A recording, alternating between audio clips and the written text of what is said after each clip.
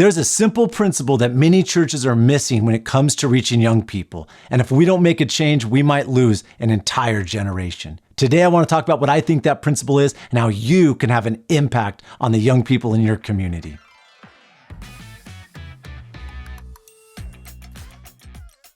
What's up, everybody? It's Jeremy Miller from Visit Ministries, and I am back on my continuing quest to not be boring.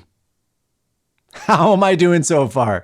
You can let me know in the comments below. But today I want to talk about the change that I think many churches need to make to be effective in reaching young people. I've made a couple videos recently talking about why kids aren't showing up and how we can get them to show up today.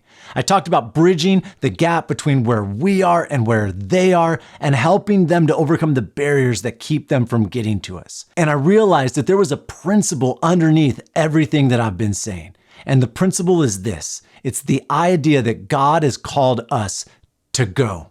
Now, this isn't new to anyone who's been a Christian for any length of time.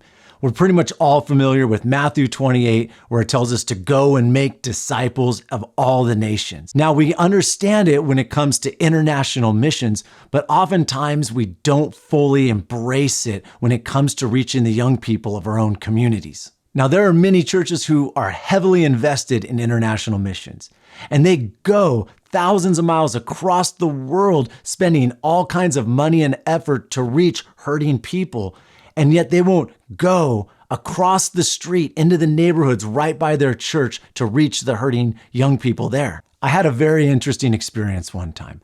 I was in my car, stopped at a stoplight, and in the middle of the intersection, there was a guy on a megaphone preaching at the cars as they were driving by. And right next to us, there was a trolley stop and a bus station with all kinds of people just sitting there. And something occurred to me. This guy would rather preach at cars as they drove by rather than go and sit and talk to a real person. Now, I couldn't even understand what he was saying. I had to roll down my window to really understand what he was doing. And yet there were people sitting there who were probably hurting and in need that he could have talked to and had a conversation with. Now, I want to give this guy the benefit of the doubt. Maybe he had already talked to those people that day.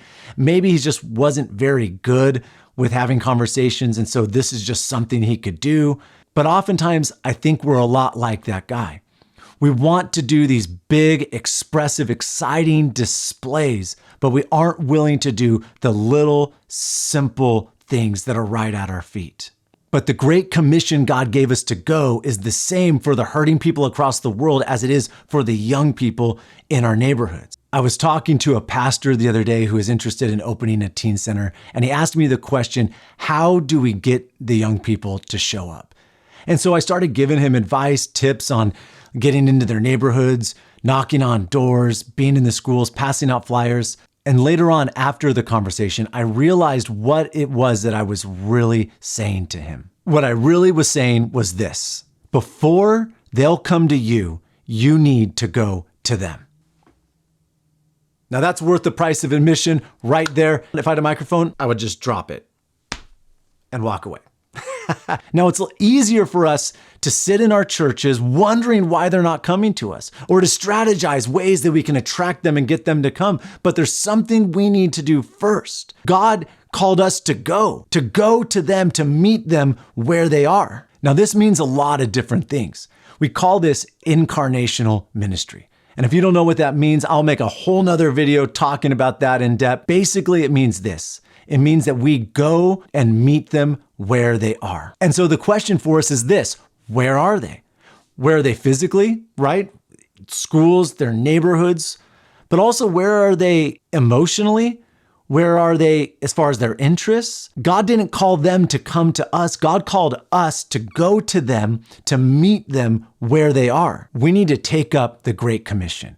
In the same way we understand it for all these other areas, we need to apply it to the young people in our communities, to the neighborhoods, the apartment complexes right across the street. Now, the teen centers are one way that we do that. We get outside the walls of our church and get into their community. But what if they aren't coming to the teen centers? Then we need to take it a step further. Now, I'm going to make another video very soon with very practical tips about how to meet them where they are from people who are actively doing it right now. But for today, that's all I wanted to say. I hope it encourages you. I hope it blesses you. I hope, if nothing else, you just take this out of it. before they'll come to us, we need to go to them. Let's get out there. Let's meet these young people where they are. God bless you guys. I'll talk to you again soon.